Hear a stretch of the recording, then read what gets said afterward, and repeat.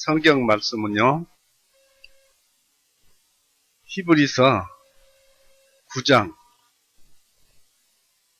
15절에서 28절 말씀입니다. 히브리서 9장 15절에서 28절까지 말씀입니다.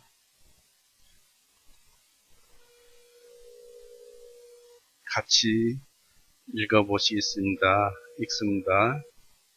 이런 연유로 주님께서는 새 유언의 중보자이시니 이것은 죽음을 통하여 첫 번째 유언 아래 있던 범죄들을 구속하시고 부르심을 받는 자들로 하여금 영원한 상속의 약속을 받게 하려 하심이니라. 한 유언이 있는 곳에는 반드시 그 유언자의 죽음도 따라야 하나니 이는 유언은 사람이 죽은 후에라야 효력이 있으며 그 유언자가 살아있는 동안에는 전혀 어떤 효력이 없기 때문이라.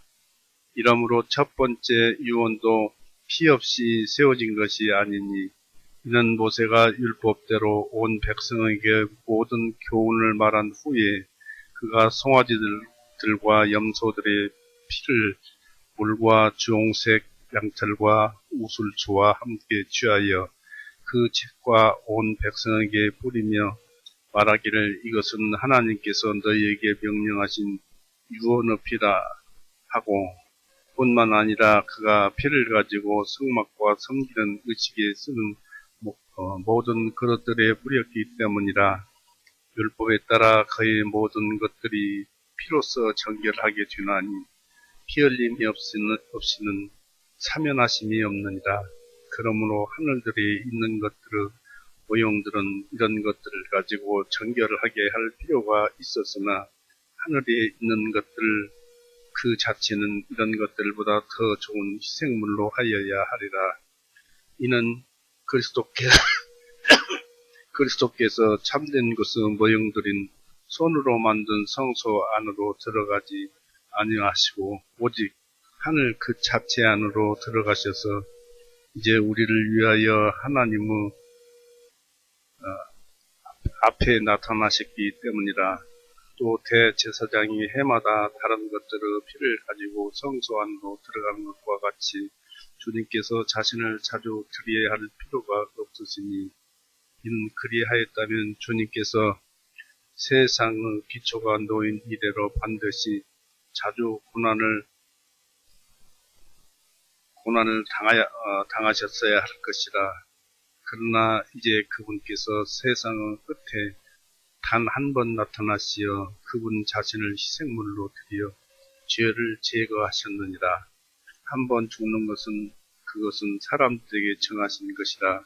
그러나 그 후에는 심판이 있나니 이와 같이 그리스도께서도 많은 사람의 죄들을 담당하시려고 단 한 번에 들이셨고 자신을 기다리는 자들에게 그분께서 두 번째 나타나시어 죄가 없이 구원에 이르게 하시리라.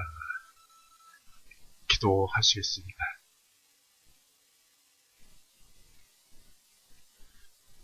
사랑이 많으신 하나님 아버지,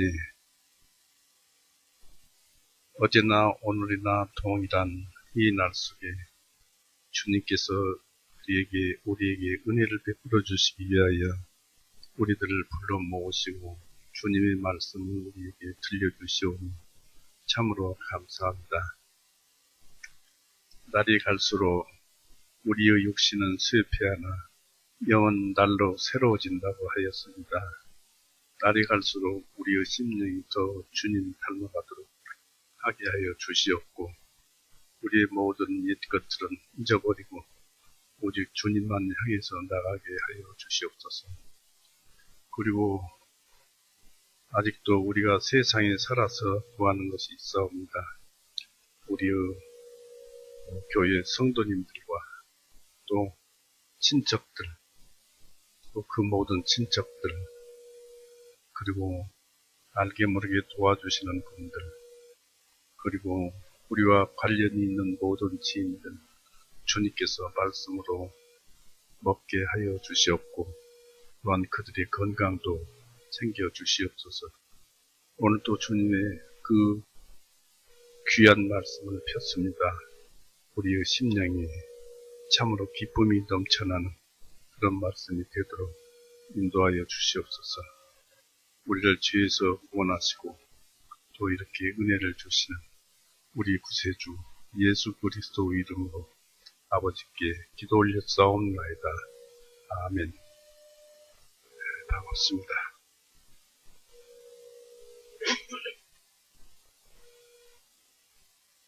이 히브리서는 구약의 레위기하고 맥을 같이 합니다. 구약의 레위기는 제사율법이지요. 또 역시 히브리서에서도 예수님께서 희생예물로 드려졌다 하는 것을 우리에게 가르쳐주고, 또 이 히브리서에 제일 많이 나오는 것이 피의 얘기입니다. 그래서 그것을 많이 우리가 새겨들을 필요가 있습니다. 성경 다시 히브리서 9장 11절에서 15절까지 한번 다시 읽어보시겠습니다. 이 말씀을 읽어보겠습니다. 히브리서 9장 11절에서 15절 말씀입니다.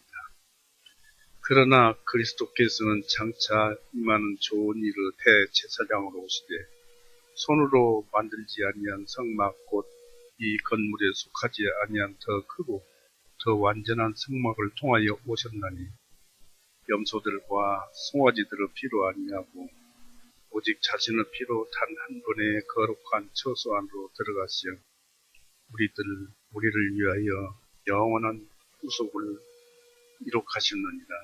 이는 만일 황소들과 염소들의 피와 암송아지들의 죄를 부정한 자들에게 뿌려 그 육체를 정결하게 하여 거룩하게 하고자 하물며 더욱더 영원하신 성령님을 통하여 자신을 흠없이 하나님께 드리신 그리스도 그 피가 어찌 죽은 행위들로부터 너희 양심을 정결하게 하여 살아계신 하나님을 섬기게 하지 못하겠느냐.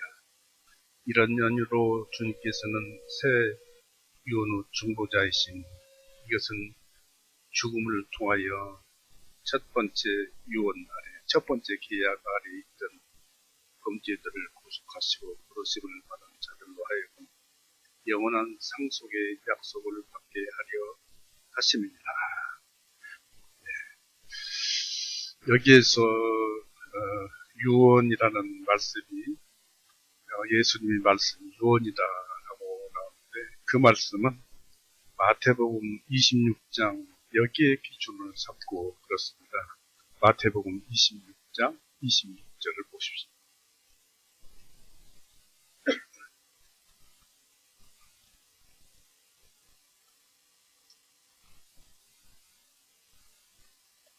마태복음 26장 26절. 제자들이 먹을 때 예수님께서 빵을 취하셔서 축복하시고 떼어서 제자들에게 주시며 말씀하시기를 받아서 먹으라, 이것은 나의 몸이니라 하시고, 또 잔을 들어 감사를 드리고 드리시고 제자들에게 주시며 말씀하시기를 너희는 다 이것을 마시라, 이는 이것이 죄들을 사함받게 해 주시려고 많은 사람을 위하여 흘리는 나의 피 곧 새 유언의 피이기 때문이다 했습니다. 그래서 이 말씀을 예수님의 유언으로 알게 된 사도 바울이 히브리서 9장에서 그 유언을 인용해서 예수님에 관해서 말씀을 하고 있습니다. 즉 사도 바울은 성령에 의해서 복음을 유언이라는 개념으로 설명하려고 이제 하고 있지요. 이 복음을 그리스도의 새로운 마지막 유언으로 해석을 합니다. 또한 이 유언이 유효하려면 예수 그리스도 피가 필요하고 그 피가 능력이 있어야 능력이 있어서 역사해야 한다는 것을 우리에게 보여줍니다. 이 본문에서 우리가 읽어본 본문에서 복음은 유언, 곧 우리 주님께서 새롭게 그리고 마지막으로 말씀하시고 행하신 그 대속 사역이, 아까도 말씀드렸죠. 대속 사역이 유언으로 취급되고 있습니다.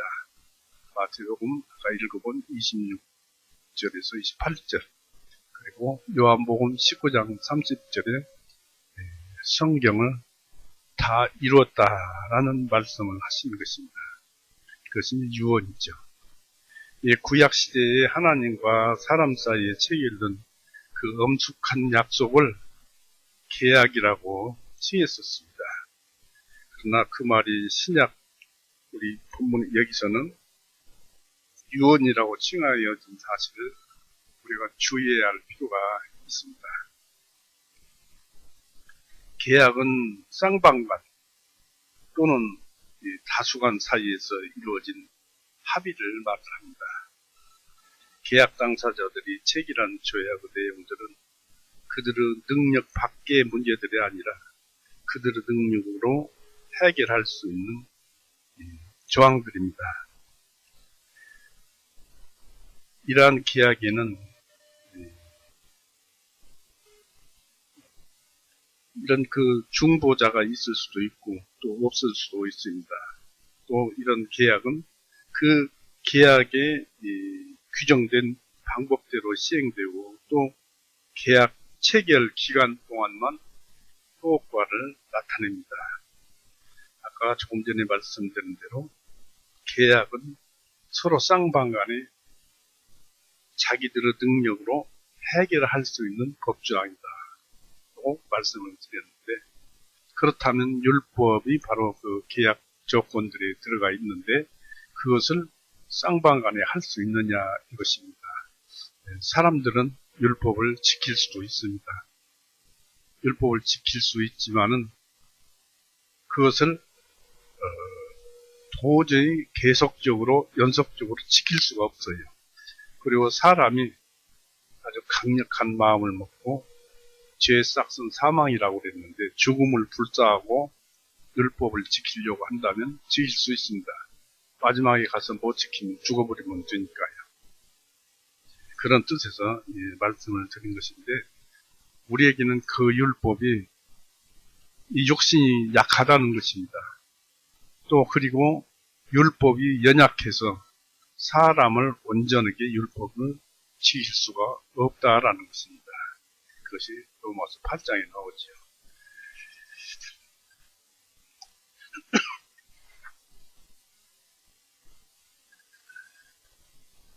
그러나 이제 이 유언은, 예수님의 유언은 일방적입니다. 일방적으로, 아까 계약은 쌍방간의 계약이지만 이 유언은 일방적으로 선포되는 그 행위입니다. 그래서 유언은 유언자의 자의에 의해서 선포가 됩니다. 또 그 상속은 유언자가 정해놓은 상속 그 수취인에게 수여가 됩니다. 그러나 유언은 유언자가 죽었을 때 바로 효력이 발생하는 것입니다. 이제 예수님은 신약의 유언자요 중보자시라는 것과 또 예수님이 중보자 되신 것은 본문에서 언급된 몇 가지 목적과 목표를 인해서라는 사실을 생각하면서 오늘 말씀을 들어보겠습니다. 예수님이 중보자가 되신 것은 사람들을 율법 또는 첫 계약을 범한 자들을 범죄로부터 구해내시기 위해서였습니다. 이 율법은 사람들의 범죄의 대가로 그들의 자유를 몰수해버렸습니다. 그리고 인간들을 반드시 구원이 필요할 수밖에 없는, 율법은 사람들을 채무자로 삼고 노예로 삼고 죄수로 만들어버렸던 것입니다. 또 예수님이 중보자 되신 것은 부르심을 입은 자들에게 영원한 상속의 약속을 얻게 하시기 위해서였습니다. 이 영원한 상속을 예수님께서 당신의 유언에 의해서 참 자격을 갖춘 유산 상속인들에게 물려주시고자 하는 그런 사랑 때문에 그렇게 되었습니다. 그러니까 예수님의 말씀은 유언이니까 쌍방간의 약속이라는 그 자체가 상관이 없어요. 무조건 상속되는 것입니다. 그리고 우리는 무조건 그것을 받아야 한다라는 것입니다. 그것이 율법과 복음의 차이입니다. 이 신약, 곧 예수님의 유언이 효력이 있게 하기 위해서는 예수님은 유언이라고 하셨으니까 죽으셔야만 했습니다. 유언은 제사 율법의 본체입니다. 제사 율법의 본체로서 피 흘리고 죽는 죽음에서부터 발생하는 것입니다. 바울은 두 가지 논증을 통해서 이것을 증명을 했는데요. 먼저 모든 유언의 일반적인 특징에 비추어서 주님의 유언을 논증했습니다. 16절 보시죠. 한 유언이 있는 곳에는 반드시 그 유언자의 죽음도 따라야 하나니. 그래서 예수님이 죽으셨죠. 말씀하시고 이루려고. 일반적으로 유언이 있는 곳에는 그 유언이 효력을 발생하려면 유언자가 반드시 죽어야만 하는 것이었습니다. 유언자가 죽기 전에는 그 재산은 유언자의 소유이고 또 유언자는 자신이 하고자 하는 대로 유언을 취소하거나 연기하거나 변경할 권한이 있는 것입니다. 그러나 유언자가 죽어서 유언이 바뀔 수 없기 전에 또는 유언의 효력을 발생하게 되기 전에는 상속받을 자가 유언에 의해서 어떤 재산이나 권리도 집행할 수가 없는 것입니다. 유언자가 죽어야 한다 이것입니다. 이 첫 언약이 율법 계약이죠. 첫 언약의 효력을 가지기 위해서도 모세는 특별한 한 방법을 취했었다는 점을 들어서 그리스도의 유언을 논증을 하였습니다. 즉 첫 언약도 피 흘림이 없이는 실현될 수 없었던 것입니다. 18절, 19절 보세요. 이러므로 첫 번째 이 계약도, 언약도 피 없이 세워진 것이 아니니 이는 모세가 율법대로 온 백성에게 모든 교훈을 설명한 후에 그가 송아지들과 염소들의 피를 물과 주홍색 양털과 우슬초와 함께 취하여 그 책과 온 백성에게 뿌리며 했습니다.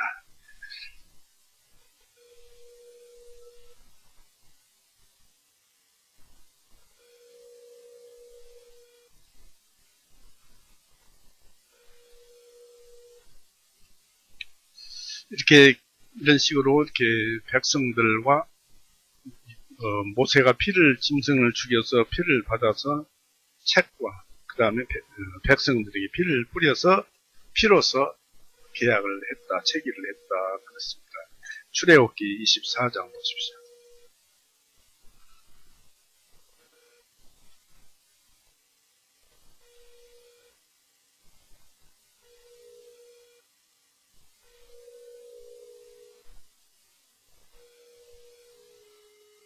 출애굽기 24장 5절부터 읽어보면 이스라엘 자손의 청년들을 보내어 번제 예물을 드리게 하고 수수 화목제 예물을 희생물로 드렸더라. 모세가 피의 절반은 받아서 대야에 담고 그 피의 절반은 제단 위에 뿌리고 그가 언약의 책을 가지고 와서 백성들이 듣는 데서 읽음에 그들이 말하기를 주님께서 말씀하신 모든 것을 우리가 행하고 복종하리이다 하니라. 모세가 피를 취하여 백성들에게 뿌리고 말하기를 주님께서 이 모든 말씀에 관하여 너희와 세우신 언약의 피를 보라 하니라 해서 피로서 계약을 했다는 것입니다. 당시 모든 사람들은 죄로 말미암아 하나님의 진노를 피할 길이 없었습니다. 이스라엘은 공의의 하나님에 의해서 그들의 상속과 자유와 생명까지도 몰수당했습니다. 그러나 하나님께서는 그 크신 긍휼하심과 자비를 보여주시고자 은혜의 계약을 그들과 체결하시고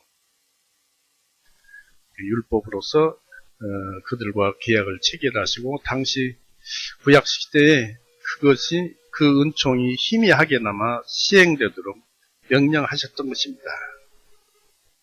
율법도 효력이 있었다 그런 얘기입니다. 그러나 오늘날같이 본과 같지는 않았다. 즉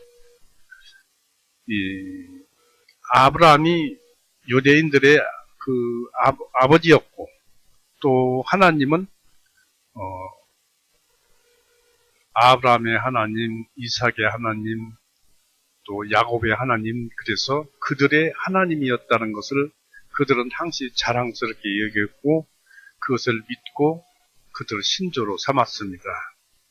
그렇기 때문에 하나님을 믿고 또 하나님께서 주시는 율법을 그 계약 체결하고 그것을 지키고 또 하다가 안 되면은 하나님께 항복을 하고 나가고 하나님께 나가서 도저히 지킬 수가 없습니다라고 기도하고 하나님께 매달리면은 그때 하나님께서는 은혜를 베풀어 주시는 그런 사람, 진실한 사람은 하나님께서 구원시켜 주시는 그런 희미한 은혜는 그 당시에 있었다는 것입니다.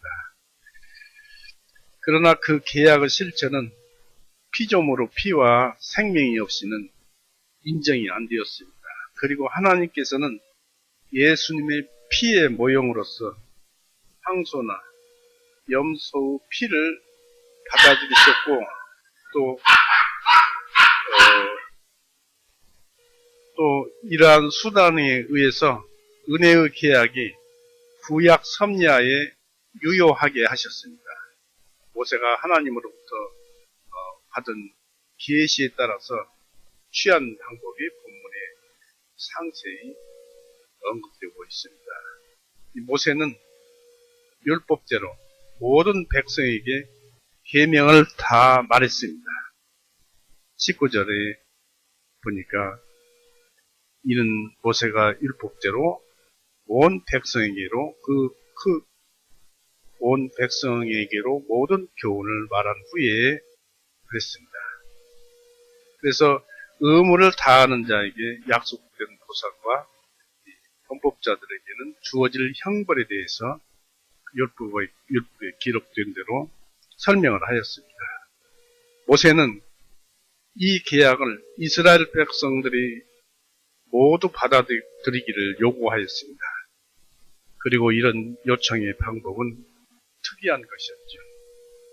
그 후에 모세는 레위기, 민수기에 기록된 대로 송아지와 염소의 피와 물과 붉은 양털로 만든 주홍색 실과 우슬초를 취해서 주홍색 실과 우슬초와 그 피와 물을 정결하게 될 사람, 정결하게 된 사람을 그런 사람들에게 물을 뿌렸습니다. 주로 이제 나병 환자가 정결하게 되었을 때 또는 어떤 일에 있어서 불길을 하던 자가 무덤을 만졌다든지 그런 자들을 정결하게 할 때라든지 이럴 때 이런 정결례를 드렸던 것입니다. 그래서 여기서 나오는 피와 물은 예수님께서 창에 찔린 그 옆구리에서 나온 피와 물을 의미하였습니다. 주님의 옆구리에서 나온 이 피와 물은 사람들의 칭의와 깨끗하게 되는 성화를 위한 것이었습니다. 또한 이 피와 물은 신약의 두 의식, 곧 우리가 지키는 만찬, 또 하나는 우리의 마음을 깨끗하게 하는 침례를 또는 간증이라고도 하지요. 침례를 나타냈습니다. 그리고 붉은 양털로 만든 주홍색 실은 우리들이 예수님의 의를 입어야 한다는 것을 의미하고, 우슬초는 우리 모두가 품고 있어야 할 굳건한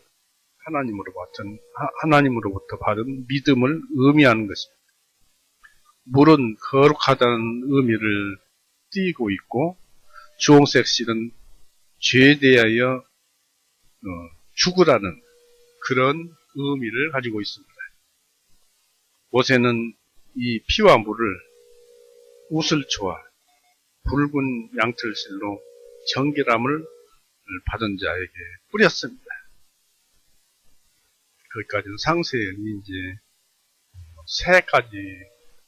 두 마리 새를 구해서 한 마리는 죽이고 피를 흘리게 하고, 한 마리는 나중에 그것을 주홍색 실들과 이런 것들과 같이 함께 묶어서 단지에 질그릇에 흘린 피와 물을 적셔서 정결하게 될 사람에게 뿌려서 정결케 하고, 그 다음에 그 새는 풀어서 날려보내는 그런 정결례가 있기는 있습니다. 많이 나오는데 다음에 찾아보도록 하고요. 이 모세는 율법과 언약이 기록된 책에 뿌렸습니다.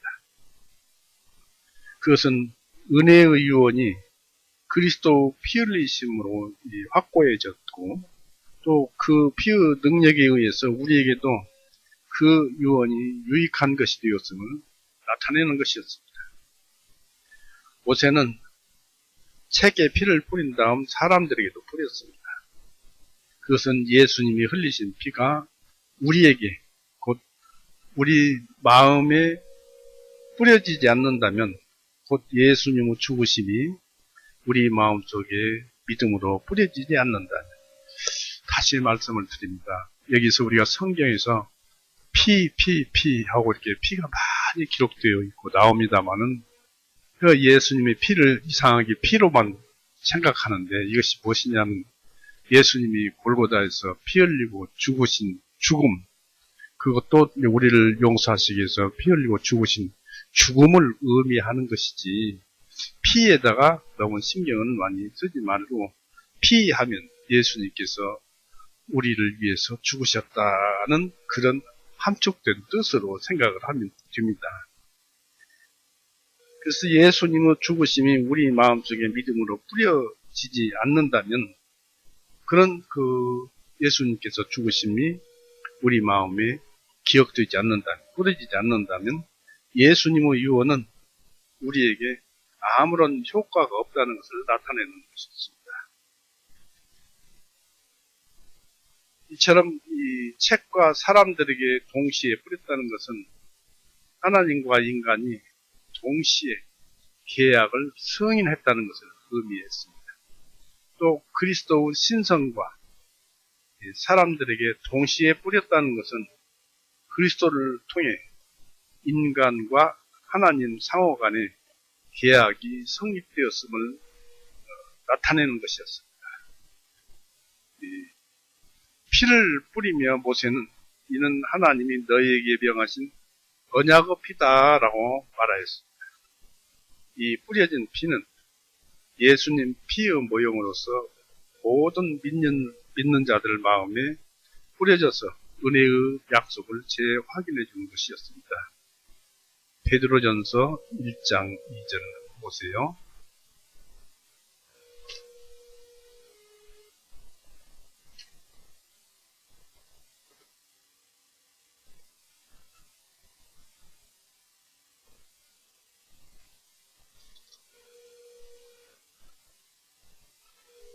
베드로전서 1장 2절 같이 읽어봅니다. 곧 하나님 아버지의 미리 하심을 따라 성령님의 성결하게 하심을 통하여 순종함과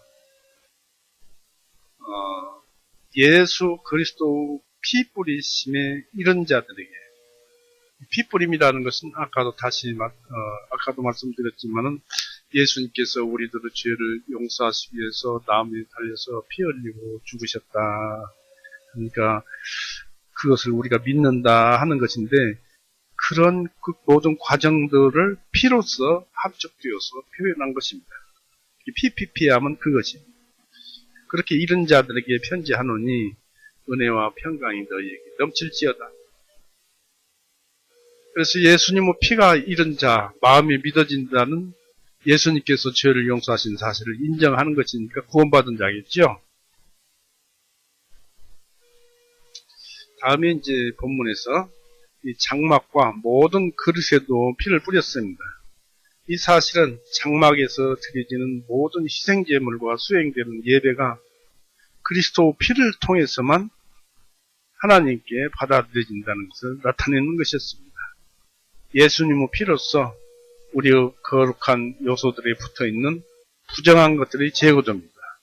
이 부정한 것은 예수님의 죽으심이란 희생의 함축된 뜻인 대속의 피를 통하지 않고서는 씻겨질 수 없는 것입니다.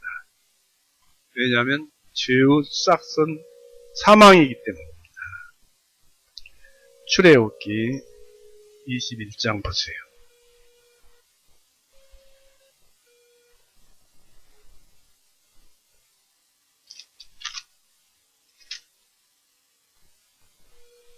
출애굽기 21장 23절 여기에 보시면 만일 어떤 피해가 따르면 그가 갚을 것이로되 생명에는 생명으로 그랬습니다. 우리가 이제 그 아담 이후로 죄인이 되어 가지고 모두가 다 이제 죽어야 되고 지옥으로 가야 되잖아요. 그 생명을 되살리려면 그 생명을 되살리는 데는 또 다른 생명이 필요하다 이것입니다. 죄 없는 어느 한 생명이 죽어버렸던 그 생명 대신에 죽어야 다시 살아난다는 것입니다. 이것이 죄의 싹은 사망이라는 것입니다. 피는 피로, 생명은 생명으로 그렇습니다. 로마서 6장 23절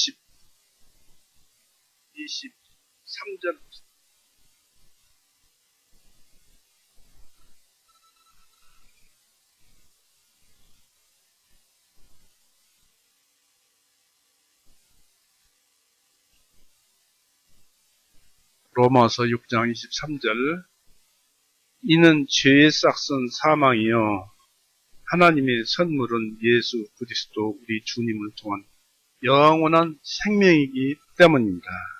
하나님께서 주시는 것은 영원한 생명입니다. 그 대신에 죄의 싹은 사망이요 그로 인해서 얻어지는 것은 하나님의 그 선물은 예수 그리스도 우리 주님을 통한 영원한 생명이기 때문이다 했습니다.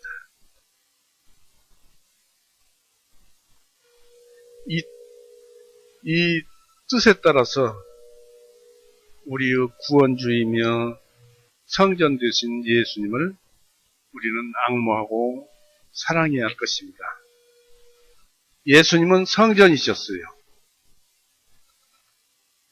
성전 되신 예수님을 구약 성전과 비교를 해봐야 할 것입니다. 요한복음 2장 21절 보세요.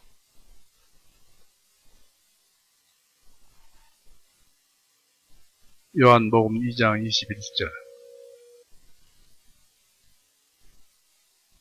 여기 보면 주님께서는 성전 되신 자신의 몸을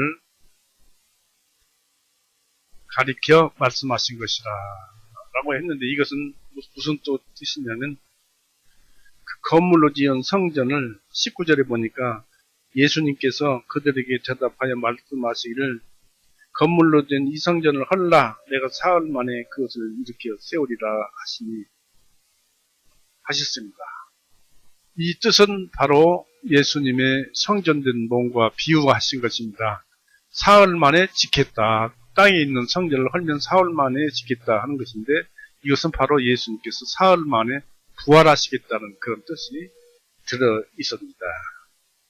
그 예수님은 여기에서 자신이 직접 자신을 성전이라고 했어요.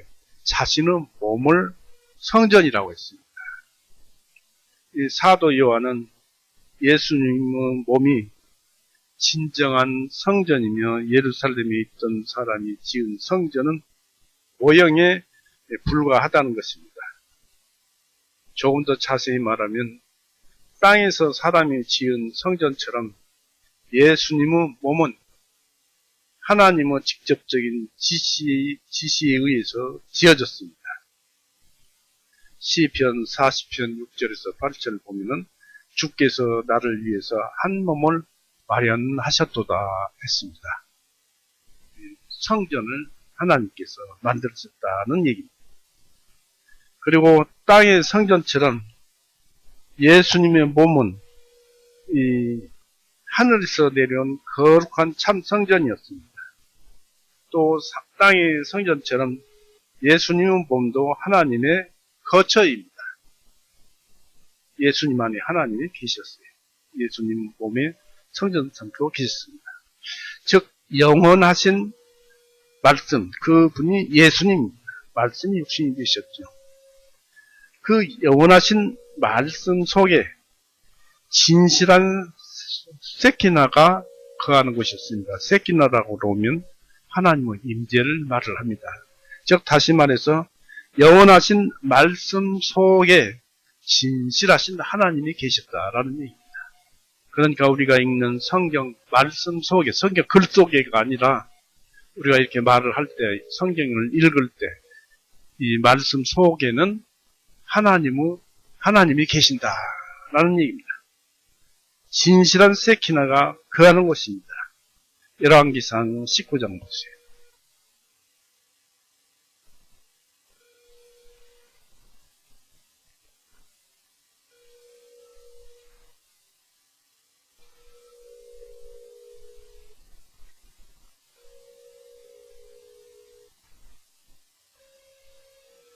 열왕기상 19장 12절에서 13절을 보겠습니다. 또 지진이 있은 후에 불이 있었으나 주님께서는 그 불 속에도 계시지 아니하시더니 그 불 후에 아주 미세한 음성이 있으므로 엘리야가 그 음성을 듣자 그의 겉옷으로 그의 얼굴을 감싸고 밖으로 나가서 그 그릇 입구에 서 있는데 보라 한 음성이 그에게 임하여 말씀하시기를 엘리야야 네가 여기서 무엇을 하시느냐 하시니 이렇게 말씀하신 분이 하나님이고 그 말씀 속에 하나님이 계셨는데 엘리야는 그 하나님을 보면은 자기가 죽는다고 생각하고 그 옷을 뒤집어 쓰고 나갔습니다. 원래 구약에서는 하나님을 보고 살 자가 없다고 했습니다. 그러니까 말씀 속에 하나님이 계십니다. 예수님은 임마누엘 곧 하나님이 우리와 함께 계신다라는 그런 뜻입니다. 예수님이 말씀을 하면 그 말씀 속에는 하나님이 계셨어요. 그래서 임마누엘 하나님이 우리와 함께 계신다라는 그 뜻입니다. 지금도 이 말씀을 여러분의 제가 들려드리면은 이 말씀 안에는 하나님이 계신다 그런 얘기입니다. 이 사람들은 그런 얘기를 그런 말씀을 이해를 쉽게 못합니다. 그러나 진실로 믿는 자들은 제가 이렇게 말씀을 들려드리면은 하나님의 말씀을 제가 들려드리면은 들려드리는 그 말씀 속에 하나님이 계시는 것을 아시기 바랍니다. 이 성전이 하나님과 인간 사이의 중간점에 있는 거처였습니다. 성전에 이 제사장이 들어가고 하나님이 계시고 중간 거처였습니다. 하나님은 이곳에서 당신을 나타내시고 사람들은 이곳에서 자신을 바치고 하나님께 헌신하고 봉사합니다. 이와 같이 예수님에 의해서 하나님은 우리에게 말씀하시고 우리는 예수님에 의해서 하나님께 얘기할 수 있습니다. 성경 말씀을 통해서 하나님은 우리에게 말씀하시고 또 우리는 이 성경 말씀에 의해서 하나님께 얘기를 하고 탄원하고 구하고 그 말씀대로 되어지기를 말씀드리는 이야기할 수 있습니다. 기도할 수 있다는 것입니다. 예배자는 이러한 성전을 바라봐야 합니다. 열왕기상 8장 보십시오.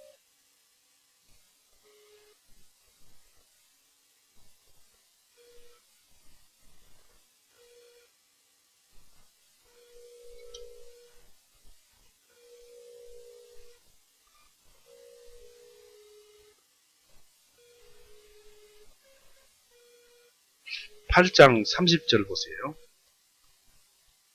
그림자입니다마는 주님의 종과 주님의 백성 이스라엘이 이곳을 향하여 이곳이란 성전을 얘기하는데요.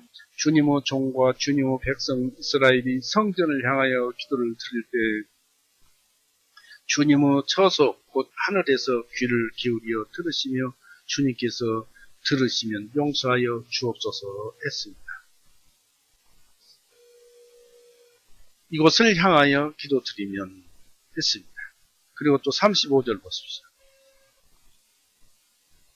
그들이 주님께 죄를 지었으므로 하늘이 닫혀 비가 내리지 아니하고 주님께서 그들에게 고통을 주실 때 만일 그들이 이곳을 향하여 성전을 향하여 기도드리고 예수님을 통해서 예수님께 기도드리고 주님의 이름을 인정하며 그들의 죄에서 돌아서거든 그랬습니다. 그러니까 우리는 하나님을 대할 때 어떻게 대해서 얘기를 하느냐면 우리가 직접 하나님과 직통으로 대하는 것이 아니고 예수님을 통해서 하나님께 기도를 하는 것입니다. 그래서 우리가 항상 하나님께 기도할 때는 예수님의 이름으로 구합니다. 예수 그리스도 이름으로 기도드렸습니다. 라고 말을 하죠. 그와 같습니다.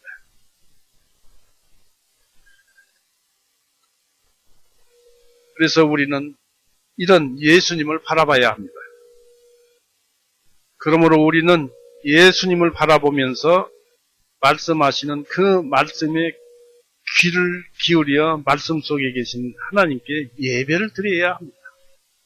이 말씀은 예수님이시니까 말씀의 의미는 예수님인데 우리가 말씀을 들려드리면 그 말씀 속의 의미, 그 말씀 속에는 하나님이 계세요. 임재해 계십니다. 땅에 있는 참 성전은 바로 예수님의 말씀이 계신 곳입니다. 그곳이 어디냐? 바로 교회입니다. 거듭난 교회들. 곧 우리 교회가 하나님의 참 성전이기도 합니다. 우리 교회는 하나님, 예수님의 말씀이 있고 이곳에 말씀 속에서는 하나님이 계시잖아요. 건물이 성전이 아니고 우리 그리스도인들 모임이 성전인 것입니다.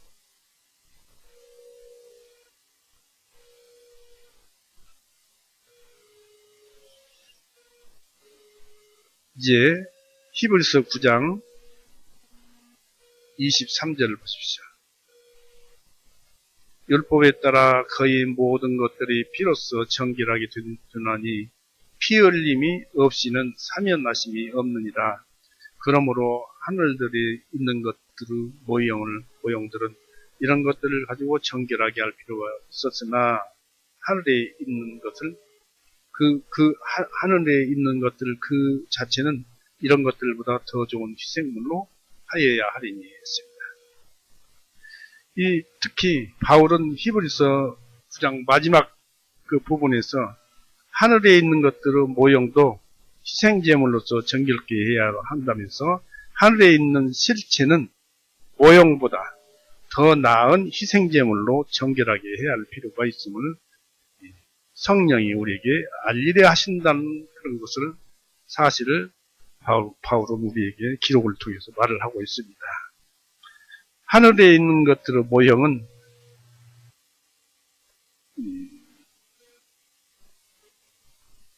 하늘에 있는 것들의 모형은 영혼은 빼고 육체만을 정결케 하는데도 짐승들의 피로 정결케 할 필요가 있었다는 것입니다.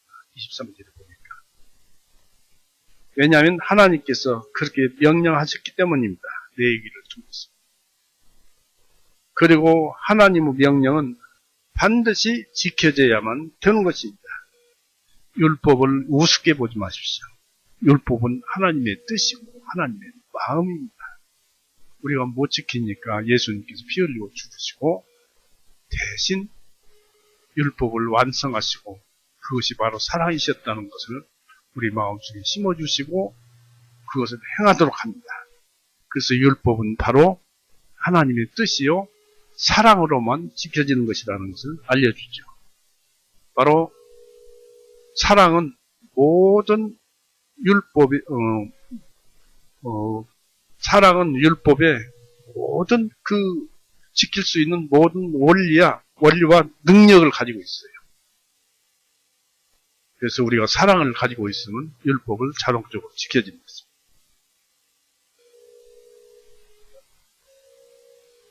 또 하늘에 있는 것들을 모형으로 정결케 해야 했던 것은 하늘에 있는 원형, 곧 원형으로 실체와 닮은 꼴로 표현하게 하려는 하나님의 명령이 옳은 것이기 때문입니다.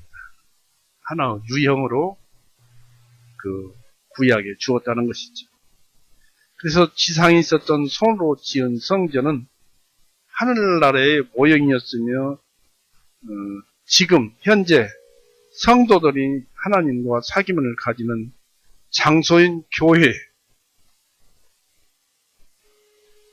이 교회 모임은 곧 지상의 성전은 지상에 있는 하늘 왕국이라는 사실을 기억해 줘야 합니다. 그러므로 땅에 있으면서 하늘에 있는 성전은 염소나 송아지보다 더 좋은 제물로 정결케 해야 합니다. 그래서 본래 원형은 그 모형보다 더욱 훌륭한 법입니다. 그러므로 더 좋은 제물을 드림으로써 구별되고 거룩하게 성별될 필요가 있었습니다. 하늘에 있는 성전은 은혜로 시작해서 영광으로 완성되는 곳, 곧 그리스도를 통해서 주어지는 특권인 것입니다. 이 하늘에 있는 성전은 거룩한 제물을 통해서만 사람들의 죄가 용서될 수 있는 것이었습니다. 이 제물은 바로 그리스도의 죽음의 함축적 의미인 피인 것입니다. 그리스도 피인 것입니다.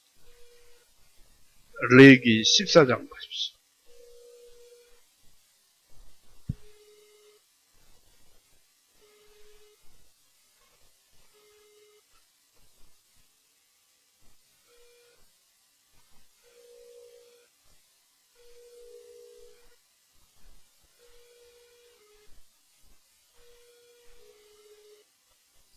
레위기 14장 1절에서부터 읽어볼 것입니다. 레위기 14장 1절에서 읽어볼 때 잘 들어보세요.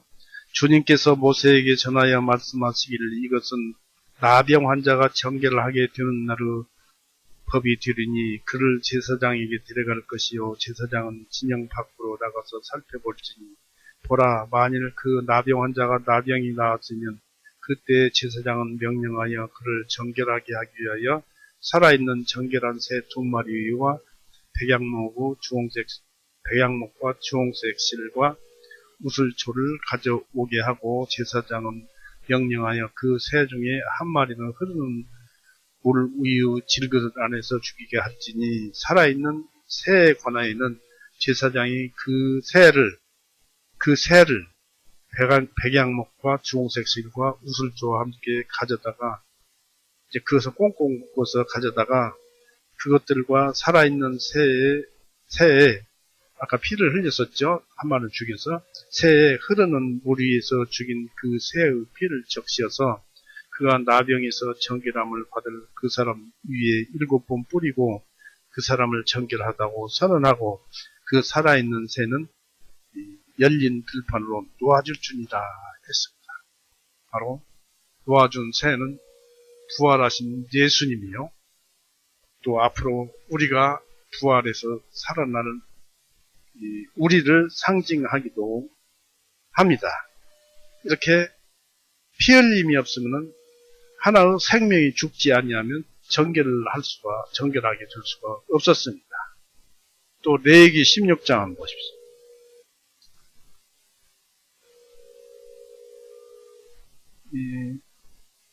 여기에 보면 레위기 16장은 대속죄일입니다. 히브리력 10월 10일 날 대속죄일, 그날 온 이스라엘 백성이 이스라엘로 모이는 날입니다. 외국에 가 있든지 어느 곳에 있든지 이스라엘 백성이라면 이스라엘 성전으로 모여서 하나님께 경배하는 그날이 7월 10일입니다. 그날 대속죄일을 이런 제사를 드렸어요. 그리고 특히 이제 그 제사장을 위해서 드리고 그 다음에 백성들을 위해서 드렸는데 15절 보십시오. 15절에 그 다음에 그는 또 백성을 위한 속죄 제예물로 염소를 죽이고 그것을 피를 휘장 안으로 가져와서 그 수염소 피를 가지고 뿌렸던 것 같이 염소 피를 궁유 자리 위에와 이 궁유 자리는 이 법궤 성궤죠. 성궤 법궤의 뚜껑 위입니다. 궁유 자리 위에와 그 다음에 궁유 자리 앞에 그 성궤 앞에 바닥은 모래바닥입니다만 거기에다 7번씩 뿌리는 것입니다. 앞에 뿌려서 이스라엘 자손은 부정함과 그들은 모든 죄들 가운데 저지른 그들의 죄악들을 인하여 더럽혀진 성소를 위하여 속죄하고 또 그들의 부정한 중에 그들과 함께 머물고 있는 회중의 성막을 위하여도 그와 같이 행할지니라. 그가 성소에 속죄하러 들어가서 자기 자신과 자신의 집안과 이스라엘 온 회중을 위하여 속죄하고 나올 때까지 회중의 성막 안에는 아무도 없게 할지니라 했습니다. 그 다음에 18절에 그는 주 앞 제단에서 나아가서 그것을 위하여 속죄하고 그 수소 피와 그 염소 피를 가져다가 제단 주위와 네 뿔 위에 바르고 있습니다. 여기서 피가 속죄를 한다 이것입니다. 여기 보면 이 대속죄일 날 제사를 드리는 방법인데 이 전부 피죠. 피. 이 피가 무엇을 뜻하느냐 이것입니다. 레위기 17장 보세요.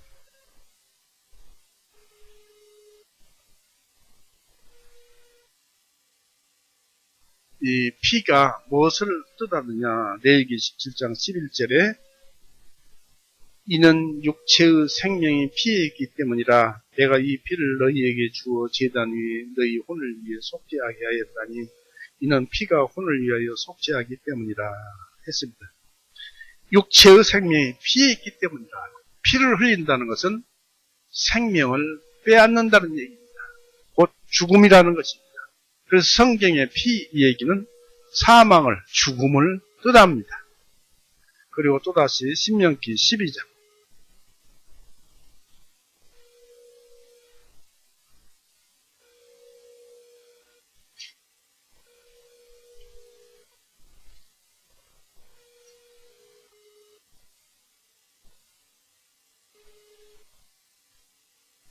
신명기 12장 23절 오직 너는 확실하게 그 피는 먹지 말지니 이는 피가 생명입니다. 네가 그 생명을 고기와 함께 먹지 못하리라 했습니다. 여기서도 피가 생명이라고 그랬습니다. 결국 성경에서 말하는 이 제사 드릴 때 말하는 피는 전부 하나의 생명이 죽음을 얘기하고 신약에서도 피의 얘기는 예수님의 죽음을 뜻하는 것입니다. 예수님이 우리의 죄를 대신해서 죽으신 그 대속사, 피 흘리고 죽으신 그 대속사, 그 대표적인 것을 피로서 표현하였던 것입니다. 그래서 그리스도의 희생은 율법 제물보다도 값을 따질 수 없는 엄청난 가치가 있다는 점에서 명백합니다. 믿기만 하면 영원히 죄사함을 받고 육신은 물론이고 영혼까지도 구원을 받죠. 그 육신은 죽었다가 다시 저 하늘왕국에서 살 수 있는 영적 육체로 부활하는, 변화를 받는, 이 육신은 다시 생명을 얻고 살아서 천국에 들어갈 수 있는 그 육체로 변화를 받는 놀라운 생명을 얻잖아요. 그래서 율법시대의 제물이 바쳐진 장소보다는 복음 아래에서 제물이 바쳐진 장소가 더 훌륭하다는 사실에서 찾아볼 수 있습니다. 율법시대의 거룩한 것은 손으로 만든 것이요 참 성소의 모형에 불과한 것이었습니다. 히브리서 9장 24절 보세요.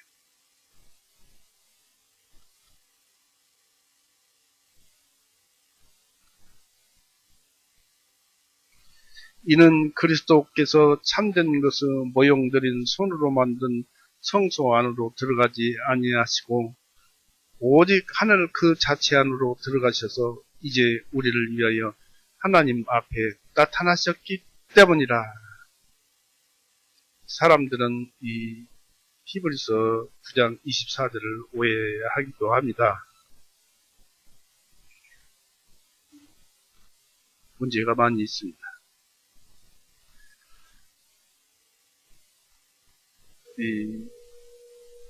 그러나 우리가 이제 읽어봤습니다만 예수님의 희생은 땅에서 이루어졌지만 하늘에 올려졌다 이 얘기입니다. 곧 예수님은 땅에서 피 흘리고 죽으셨고 법궤 위에 뿌려져야 하는데 법궤는 하나님을 뜻하기도 합니다만은 시은자라고도 합니다만은 그 예수님의 피가 하늘에 올려져 하나님 앞에 뿌려져야 죄가 용서가 되는 것입니다. 비록 예수님의 피라도. 그런데 24절에 보니까 이는 그리스도께서 참된 것을 모형들인 손으로 만든 성소 안으로 들어가지 아니하시고 오직 하늘 그 자체 안으로 들어가셔서 이제 우리를 위하여 하나님 앞에 나타나셨기 때문이라 했습니다. 그리고 14절을 보십시오. 하물며 더욱더 영원하신 성령님을 통하여 자신을 흠없이 하나님께 드리신 그리스도의 그 피가 어찌 죽은 행위들로부터 너희 양심을 정결하게 하며 살아계신 하나님을 섬기게 하지 못하겠느냐. 신약에서 피를 뿌리신 무엇입니까? 예수님은 생명을 드리는 것이죠. 생명을 뿌리는 것이죠. 바로 예수님의 죽음을 하나님께 드리는 것입니다. 14절 하물며 더욱더 영원하신 성령님을 통하여서 자신을 흠없이 하나님께 드리셨어요. 자기의 생명을 드리셨어요. 그 그리스도 그 피가 그 예수님의 죽으심이 어찌 죽은 행위들로부터 너희 양심을 정결하게 해서 살아계신 하나님을 섬기게 하지 못하겠느냐. 피라는 것은 바로 예수님은 생명이라고 그랬습니다. 생명을 뿌렸는데 그것은 성령님께서 하늘로 올라가게 했다는 것입니다. 성령님께서 마리아를 통해서 예수님을 잉태케 하셨죠. 그래서 이 땅에 오게 하셨죠. 또 이와 같이 성령님께서 예수님 안에 계셔서 예수님 죽으심으로 인해서 그 자체도 하나님으로 올려지셨던 것입니다. 어느 때 바로 골고다에서 피 흘리고 죽으십니다. 그래서 예수님의 몸은 매일 하늘에서 우리를 위해서 중보를 하십니다. 왜냐하면 예수님은 우리를 위해서 하나님 앞에 나타나셨기 때문입니다. 그리스도는 하늘에 오르셔서 안식을 취하시고 당신이 받으셔야 마땅한 영광을 받으셨을 뿐만 아니라 우리를 위해서 하나님 앞에 나타나셔서 우리의 몸과 행위를 하나님께 대신 봉헌해 주시며 우리 모든 일을 완전케 하십니다. 하나님께서 어떻게 우리가 죄 짓고 많이 사는데 어떻게 완전케 해주십니까? 예수님께서 우리 영혼의 모든 죄들을 다 용서해 주셨고, 그러나 죄가 아직도 우리 육신에 남아있어서 육신으로 계속 죄를 짓고 그렇습니다. 우리는 믿음에 의해서 그걸 한탄합니다만은 어떻게 우리 모두를 완전케 해주십니까? 고린도전서 3장 보세요.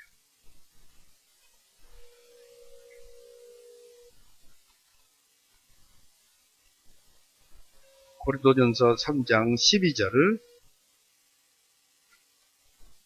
이제 만일 누구든지 금이나 은이나 보석들이나 나무나 건초나 집으로 이 기초 위에 지으면, 예수님이라는 구원받은 그 기초 위에 지으면 각 사람의 일한 것이 나타나게 되리니 그날이 그것을 밝힐 것이다. 이는 그것이 불로서 밝게 드러나고 그 불이 각 사람의 일한 것이 어떤 종류인지 시험할 것이기 때문이다. 만일 누구든지 이다여 그 위에 지은 것이 남아있으면 그는 보상을 받을 것이요 만일 누구든지 일한 것이 불타버리면 그는 보상을 잃으리라. 그러나 그 자신은 구원을 얻되 불에 의해서 얻은 것과 같으리라 했습니다. 즉 우리가 이 세상에 살면서 예수님 뜻에 의해서 살았던 때와 또 예수님 뜻을 어기고 죄를 짓고 살았던 때가 있었는데, 이것은 죄 지은 것은 불타버리고 죄 짓지 않는 것만 하나님께서 받아들여지는 것인데, 그것을 예수님께서 구별하셔서, 즉 다시 말해서 그런 것들만 예수님께서 우리의 일을 완전하게 하셔서 하늘에 오르게 한다 이것입니다. 상급을 준다 이것입니다. 그래서 하나님께서 우리 대신 그러한 것을 봉헌해 주시고 또 우리를 위해서 하늘나라에 우리가 살 곳, 우리가 거할 곳을 예비하시고 지금 예수님을 예비하시고 있습니다. 희생 제물 자체가 구약시대 제물보다 훌륭하다는 사실에서 찾아볼 수 있습니다. 25절 보십시오. 또 대제사장이 해마다 다른 것들의 피를 가지고 성소 안으로 들어가는 것과 같이 주님께서 자신을 자주 드려야 할 필요가 없으시니 했습니다. 예수님께서 죄사함은 단 한 번이지 여러 차례가 아닙니다. 율법시대 희생제물은 봉헌자에 따라서 각각 다른 짐승들과 또 다른 생명과 피였습니다. 그리고 짐승들의 피는 별 가치가 없는 것이었습니다. 그러나 그것이 예수님 피의 한 모형이라는 것만 뺀다면, 예수님께서 한 번 죽으시는 그 죽음의 모형이라는 그런 것만 뺀다면 그것은 아무 가치도 없는 것이었습니다. 예수님의 희생제물은 바로 하나님의 몸이었습니다. 예수님이 죽으실 때 하나님도 같이 옆에서 죽으셨습니다. 히브리서 한번 보십시오.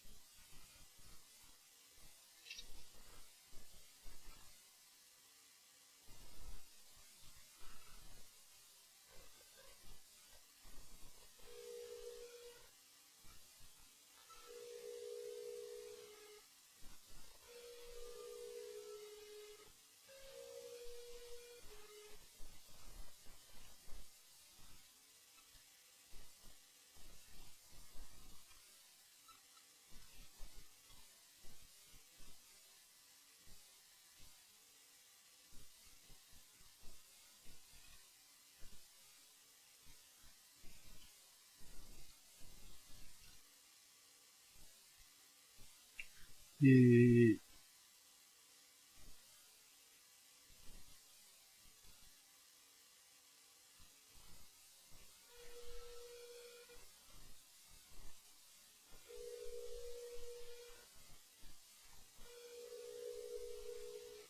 히브리서에서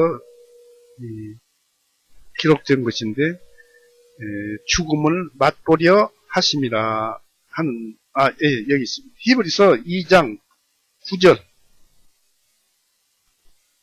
그러나 우리가 예수님을 보니 그분께서 죽음 후 고난을 인하여 천사들보다 조금 낮아지셨다가 영광과 존귀로 왕관을 쓰셨으니 이것은 하나님의 은혜를 통하여 모든 사람을 위하여 죽음을 맛보시려 하심이라. 이때 하나님도 죽음을 맛보셨어요. 그래서 사도행전 20장 예수님이 흘리신 피가 누구 피냐? 예수님의 죽으심이 누구 죽으심이냐? 여기에서 사도행전 20장 28절을 보십시오. 사도행전 20장 28절. 그러므로 너희 자신과 모든 양떼에게 주의를 기울이라. 성령님께서 너희를 그들의 감독들로 삼으시고 하나님께서 자신의 피로 사신 하나님의 교회를 먹이게 하셨느니라. 자신의 피로 사신, 그렇습니다. 하나님께서 자신의 피로 사신, 피가 무엇을 뜻한다고요? 죽음을 의미한다고 그랬지요. 그러니까 하나님께서 자신의 죽음을 통해서 하나님의 교회를 먹이게 하셨느니라. 죽음을 맛보셨다고 그랬잖아요. 그러니까 우리의 죄는 하나님께서 그렇게 이루어 놓으신 것이기 때문에 한 번 믿으면 놀랍게도 영원한 구원을 이루는 것입니다. 한 번 믿으면 빼앗길 수도 없는 것이고 영원한 것입니다. 그래서 이 예수님의 죽음, 예수 그리스도의 피는 무한한 가치를 지니고 있습니다. 율법 시대의 제물은 반복해서 자주 드리는 것이었습니다. 그런 점을 생각할 때 예수님의 피는 단 한 번만 들으심으로써 모든 것을 이룰 수 있었던 그 예수님의 희생이 훨씬 뛰어남을 우리가 알 수 있는 것입니다. 10장에도 보면은 단 한 번에 모든 죄를 용서하셨다고 기록되어 있습니다. 이 예수님의 희생은 단 한 번이면은 모든 것에 족하기 때문에 존귀하고 완전한 것입니다. 만일 예수님이 지금도 계속 그 구약 율법 대제사장을 그 짐승을 잡듯이 지금도 계속 죽으셨다가 부활하시고 하늘에 오르셨다가 다시 땅에 내려오셔서 또 다시 죽으시는 일을 반복해야 한다면 이것은 아주 불합리한 일입니다. 그럴 경우 구원이란 위대한 사업은 진행 중이고 결코 완성되는 때가 없을 것입니다. 이러한 진행은 이성적으로나 논리적으로 이해될 수 없을 것이며 구약의 계시나 그리스도의 전원과 인격의 위험적인 면에서도 일치되지 않는, 진리와는 맞지 않는 우스꽝스러운 일이 되고 말 것입니다. 그러나 예수님은 이제 자기를 단 한 번 희생물로 들여서 죄를 제거하시려고 세상 끝에 나타나셨던 것입니다. 히브리서 9장 26절 보십시오.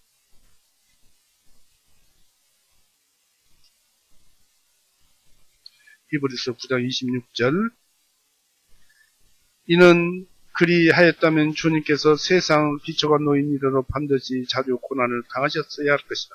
그러나 이제 그분께서 세상의 끝에 단 한 번 나타나시어 그분 자신을 희생물로 드려 죄를 제거하셨느니라. 제거하셨느니라는 그 말씀 속에는 세키나로 계신 하나님이 계세요. 하나님이 그 안에 계세요. 하나님이 동행하는 말씀입니다. 제거하였다면 제거한 거예요. 그분 자신을 희생물로 드려 죄를 제거하였는데 이걸 믿으면 되는 거예요. 이걸 믿으면 하나님 백성이 되는 거예요.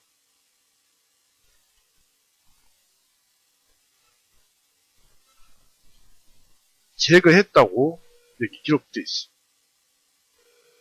복음은 하나님께서 인간에게 분배해 주시는 마지막 은혜의 섭리입니다. 다시 이제 이러한 역사는 없습니다.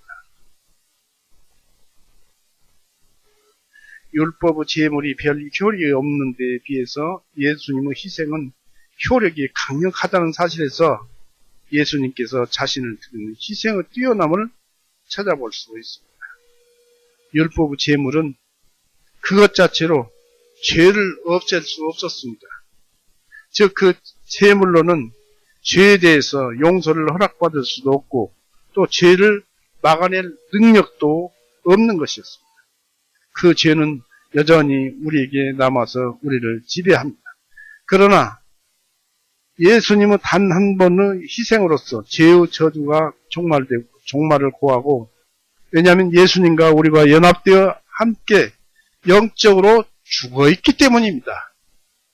우리가 예수님을 믿는 것은 우리 죄가 다 용서되었고 우리는 죄와 상관없다는 것은 무슨 뜻이냐면, 우리가 예수님을 믿음으로써 무엇을 믿습니까? 예수님을 믿습니다. 곧 예수님께서 골고다에서 죽으셨는데 그때 예수님을 믿음으로써 우리와 하나가 되어서 나 역시 죽었다 이것입니다. 그러니까 죄가 나한테 달라들어도, 죄를 짓게 하려고 해도, 또 어떤 사람이 죄를 범하게 하고 또 어떤 죄를 짓게 해도 내가 죽었으니까 죄를 짓겠습니까? 쉽게 얘기해서 이런 뜻입니다. 죽은 시체를 발로 차보십시오. 시체가 말을 합니까? 우리는 그렇게 죄에 대해서 죽어 있습니다. 죄가 우리에게 죄를 지으려고 아무리 노력을 해도 우리는 죽은 시체예요. 죄에 대해서는 죽어 있기 때문에. 그렇기 때문에 죄를 지을 수가 없다 이것입니다. 살아있는 사람 발로 차면은 달라들죠. 이것은 그리스도인이 죄에 속해 있다는 얘기입니다. 죄를 짓고 있다. 그러듯이 우리는 죽어 있어요. 예수님과 우리가 연합되어 함께 영적으로 죽어 있다 이런 얘기입니다. 그래서 예수님께서 선물로 주신 그 죄사함의 위대함을 다시 한번 실감합니다. 우리는 죽었습니다. 연합된 자는 죽었습니다. 모든 성경은 죽으라고 얘기합니다. 이제 사탄은 욕심이나 괴롭혔지 영은 손도 못 댑니다. 왜냐하면 손을 댈래도 우리가 죽었잖아요. 죽었는데 손 대봤자죠. 그래서 그 능력은, 사탄의 능력은 소멸되었습니다. 그리고 믿음은 육신의 사망 자체를 멸망시켰습니다. 우리의 영혼에 있는 예수님께서 주신 믿음은, 우리의 의로움, 또 우리의 생명은 육신의 사망 자체를 부정하고 또 그 사망 자체를 우리의 믿음은 멸망시켰습니다. 고린도전서 15장 보십시오.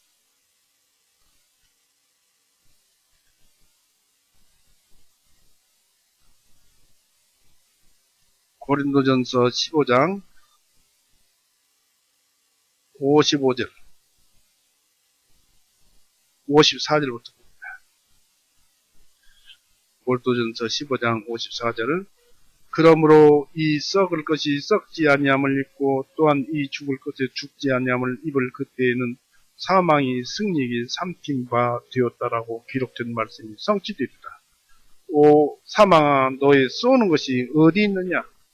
오 무덤아 너의 승리하는 것이 어디 있느냐? 사망을 쏘는 것은 죄요 죄의 힘은 율법이라. 그러나 우리 주님 예수 그리스도를 통하여 우리에게 승리를 주시는 하나님께 감사하노라 했습니다. 우리는 죽어서 저 땅속에 들어갑니다. 무덤 속으로. 들어가서 죽어서 썩습니다. 그러나 예수님 재림시에 그 썩을 욕심에 생명을 다시 줍니다. 부활 생명을 주어요.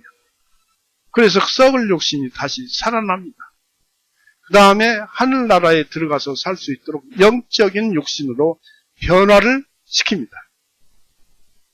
그리고 예수님께 가서 영적으로 변화된 육신이 예수님 안에서 잠자고 쉬고 있던 그 영혼과 하나가 되어서 영생을 하게 됩니다. 이 바울은 인간에 관한 하나님의 뜻을 설명함으로써 이 그리스도의 희생과 대속, 타당성을 논증하였습니다. 또 이 논증을 통해서 바울은 예수님에 관한 하나님의 뜻에 대해서 비교해서 설명을 하였습니다. 이 하나님의 인간에 대한 섭리는 두 가지로 나타나는데 그 중 하나는 인간들은 반드시 죽어야 하고 그렇지 않으면은 적어도 죽음과 동등한 어떤 변화를 겪어야만 한다는 것입니다. 바로 죽었다가 썩었고 다시 생명을 얻고 다시 살고 변화를 받는 그런 변화를 겪어야만 합니다. 그럼 반드시 죽어야 한답니다. 죽는다는 것은 무서운 일이고 생명의 매듭이 풀리거나 생명이 산산이 찢겨져 버린다는 그런 무서운 일입니다. 또 모든 관계가 죽음으로써 일시에 일순간에 단절되고 하늘나라에 대한 우리의 실현기간과 준비 상태가 끝나고 저 세상으로 가게 된다는 것은 육신을 가진 우리로서는 무서운 일입니다. 그러나 참으로 죽는다는 것은 중대한 일입니다. 그것은 누구나 일생 끝에 한 번은 치르는 죽음입니다. 또 한 번만 죽으면 된다는 것이 믿는 자들에게는 경건한 자에게는 위로가 됩니다. 그래서 우리는 잘 죽을 필요가 있습니다. 그러나 죄 가운데 죽어야 하는 악인들에게는 그들이 다시는 잘 죽을 기회가 없다는 사실입니다. 그래서 큰 공포가 죽음이라는 것이 큰 공포가 되고 있습니다. 죄인들은 죽어서 썩고 또 그 썩을 욕심에 우리와 다른 생명을 주어서 변화받을 생명이 아니라 지옥 갈 생명을 주어서 지옥불에 다시 빠뜨리는 두 번 죽는 이런 것이 지옥에 들어가기 때문에 불호수 속에 들어가기 때문에 이거야말로 잘 죽어야 되고 그렇지 않는 사람들, 믿지 않는 사람들은 이 죽음 때문에 공포가 되고 있습니다.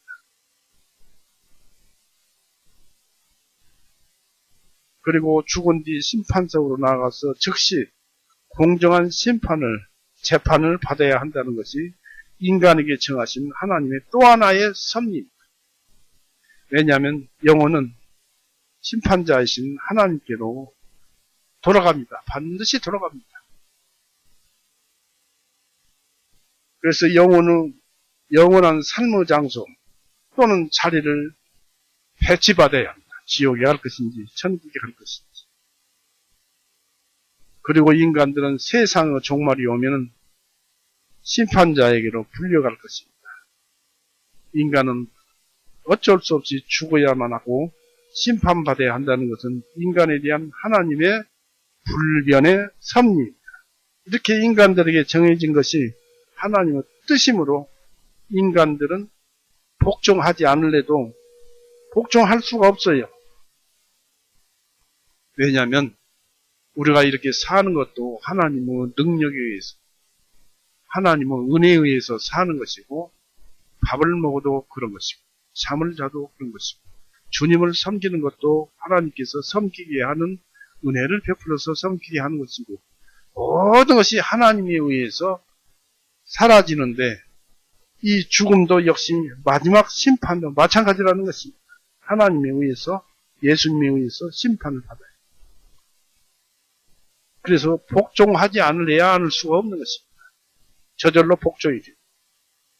그래서 우리는 이 지옥이냐 천국이냐 이 심판을 심각하게 생각을 해야 합니다. 하나님께서 예수님에 관해서 정하신 뜻도 다른 인간들의 경우와 비슷합니다. 사람들이 죽는 것도 예수님이 죽는 것도 그 후에 일어날 것도 비슷합니다.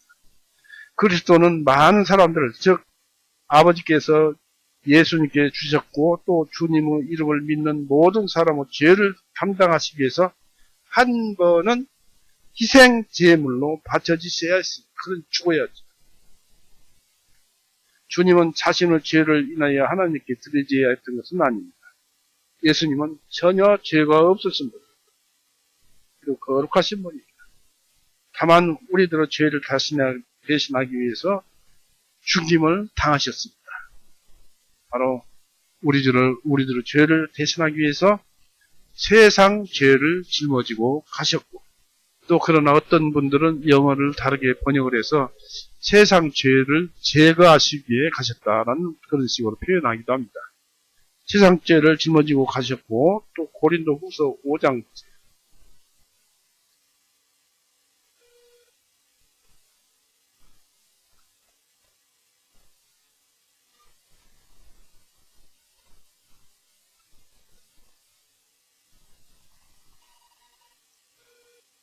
고린도후서 5장 21절.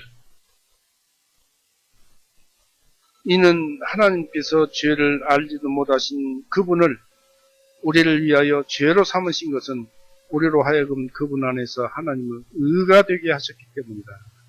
그러니까 예수님은 죄가 없지만은 하나님께서는 예수님을 죄로 삼으셨을 뿐이에요. 죄로 여기셨을 뿐이에요. 그래서 우리로 하여금 그분 안에서 하나님을 의가 되게 하셨기 때문이다. 우리로 하여금 그분 안에서 하나님의 의가, 우리가 구원을 받음으로써 하나님이 의로우신 분이구나 라는 것을 안다, 그런 얘기입니다. 그럼 우리가 당연히 구원을 받아야겠지, 하나님 뜻대로. 그러라고 말씀을 주셨고, 그 예수님께서는 이 죄로 여기심을 받으셨다라는 것이지 죄가 있는 분은 아니시다라는 얘기입니다. 지금은 구원받은 자의 수보다 버려진 인간들의 수가 훨씬 더 많지만, 그래도 대단히 많은 수가, 구원받은 자의 수가 남아 있습니다. 그럼에도 아버지의 자녀들이 다 모였을 때, 예수님 오신 이후에 구원받은 자의 수도, 그런 형제자매들이 다 모였을 때, 예수님은 많은 자녀들 가운데서 맏아들, 곧 장자가 되신다는 것이 성경에 기록된 그런 말씀입니다. 그리스도가 당신을 바라는 자들의 구원을 위해서 죄 없이, 즉 죄와 상관없이 재림하실 것이라는 것도 이미 정해진 것입니다. 27절 보십시오. 한 번 죽는 것은,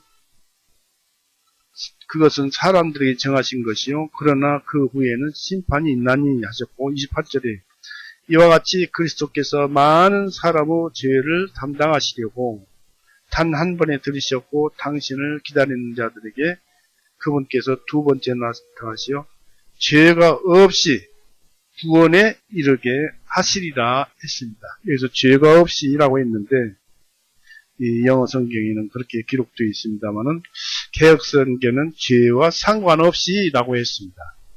그러나 우리가 이 말씀대로는 죄가 없이도 맞고, 죄와 상관없이는 의역이지만 아주 뜻이 확실하게 더 나타납니다.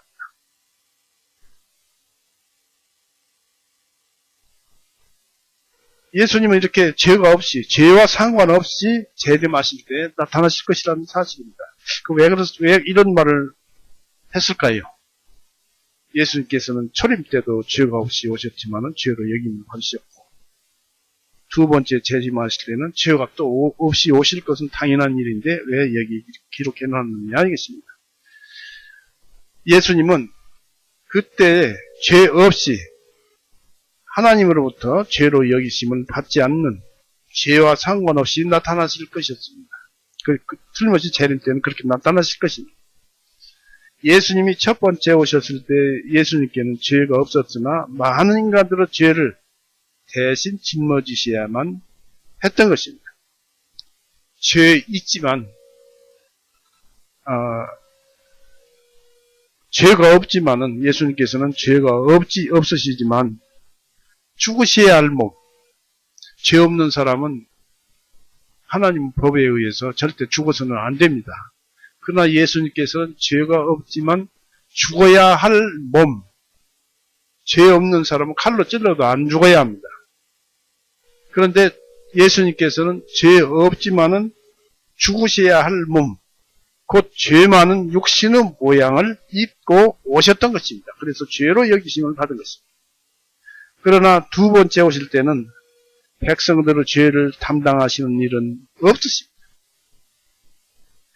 예수님은 첫 번째 오셨을 때 인간들의 죄를 온전히 용서하셨으므로 두 번째 오실 때는 주님은 죄와 상관없이 지극히 영광스러운 모습으로 오실 것입니다.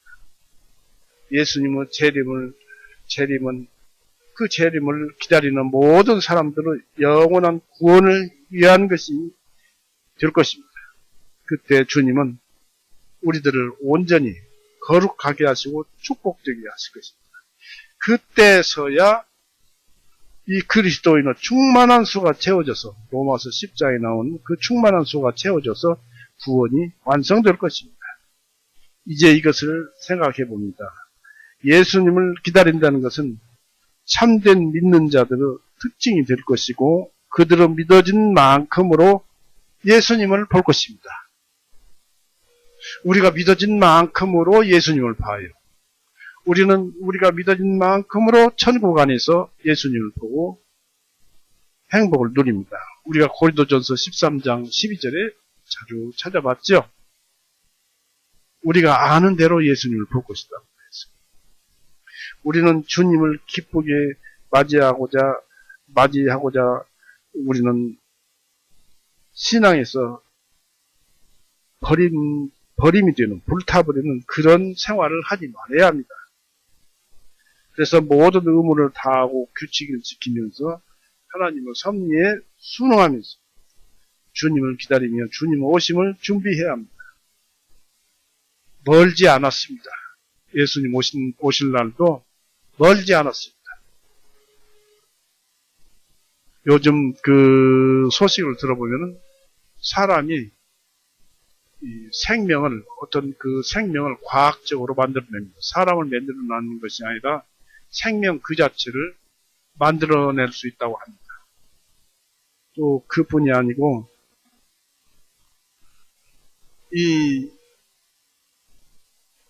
요 근래에 우리나라 과학자가 논문을 발표했는데 초전도체라는 것을 발견을 했고 그것을 만들어내면은 이 세상은 이제 완전 평화스럽게 사는 것 같이 삽니다.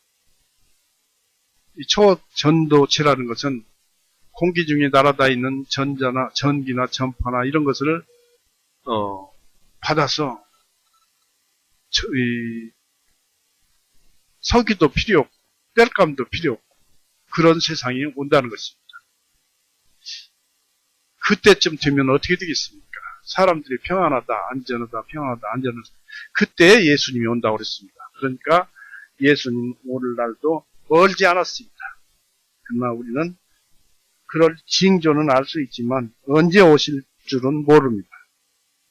그래서 한편 주님의 재림이 그러나 주님의 재림을 믿지 않는 자들에게는 주님이 오시는 것이 극도의 고통으로 되고 재림을 준비한 자들에게는 땅에서 잠자다가 죽은 육체가 부활해서 영생을 얻고 또 영적 몸으로 변화되어서 주님 안에서 쉬고 있던 영과 하나 되어서 하나의 천국에서 영원한 완전체가 되어서 구원을 이루고 하나님을 뵙고 찬송을 하면서 우리는 하늘나라의 그 아름다움과 그 행복함 속에서 희락 속에서 하나님을 찬양하면서 살 것입니다.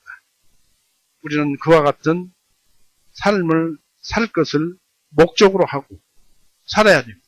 왜냐하면 하나님께서 그렇게 살게 하는 목적으로 살아야 한다는 것을 지금 말할 때 제 마음속에나 여러분에게도 전달될 때 그런 마음을 심어주시기 때문에 그렇습니다. 오늘은 이렇게 해서 마칠까 합니다.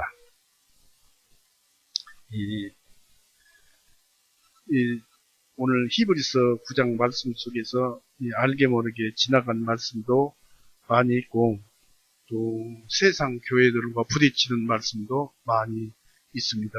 특히 이제 부딪힐 일이 예수님께서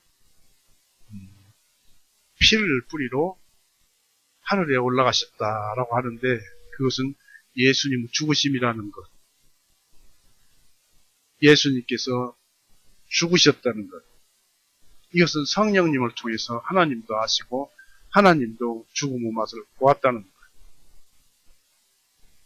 이제 한 구절을 더 읽어볼까요? 이사야 53장 한번 보십시오.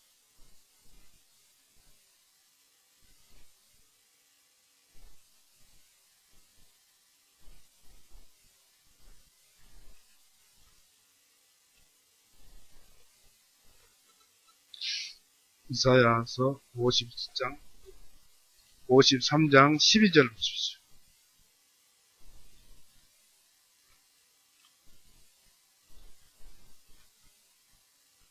12절에 그러므로 내가 그를 위하여 위대한 자들과 몫을 나누어 줄 것이며 그가 가장 강한 자들과 더불어 탈취물을 나눌 것이니 이는 그가 자기 혼을 자기 생명을 이 혼을 또는 생명을 그렇게 말을 합니다.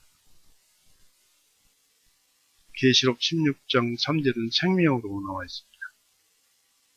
혼을 생명을 그가 자기 생명을 혼을 죽기까지 쏟아부었으며 또한 그가 범죄자들과 함께 헤아림을 받았으나 그가 많은 사람의 죄를 짊어 지시며 범죄자들을 위하여 중보하셨느니라 했습니다. 이런 과정 중에서 예수님은 하나님께 생명을 바쳤어요. 곧 예수님은 피를 성소 하늘 지성소 성소에 뿌린 것입니다. 나중에 이런 그 구절들이나 이런 모든 것들이 그렇게 말을 하고 있습니다. 특히 히브리서 9장 14절에서는 분명히 성령님을 통해서 뿌렸다라고 합니다. 오늘 이렇게 해서 마칠까 합니다. 같이 기도하시겠습니다. 살아임하신 하나님 아버지, 오늘 또 은혜 가운데서 예수님께서 이 세상에 오셔서 피 흘리고 죽으시고 우리의 모든 죄를 용서하시고 믿는 자에게는 하나님의 의를 주시고 사랑도 주시고 또 그런 은혜 가운데 성령님을 주셔서 우리로 하여금 이 세상을 살아가는데 하나님의 뜻대로 살아가게 해주셔서 참으로 감사드립니다. 그와 동시에 하나님을 섬기는 기쁨도 주셔서 우리가 참으로 온전한 삶을 살아가게 해주시면 감사드립니다. 그저 우리는 주님의 말씀대로 그 뜻대로 사는 것이야말로 최선의 삶이고 또 다른 말들에 휘둘리지 않고 우리가 오늘 말씀에서 찾아보았듯이 예수님께서 죽으심은 우리의 죽음이고 그로 인해서 우리는 죄가 와서 부딪히고 죄를 짓게 하더라도 예수님과 함께 죽은 지체로서 그것과는 상관이 없는 사탄에게 휘둘릴 필요가 없는 그런 자가 예수님의 능력으로 인해서 되었사오니 그 능력을 발휘하게 하여 주시옵고 주님께서 그렇게 역사하시옵소서. 그리고 언제나 주님만 의지하고 믿고 또 이 세상을 살아갑니다. 우리 주변의 많은 사람들 주님을 찾고자 하나 그 방법을 몰라서 못 찾고 있습니다. 이런 말씀을 듣게 해서 주님을 찾게 하여 주시옵고 영원한 구원을 받아서 천국에서 노래하게 하여 주시옵소서. 그리고 우리 가족들 또 친척들 그들에게 복음을 전하는 우리가 되게 하여 주시옵소서.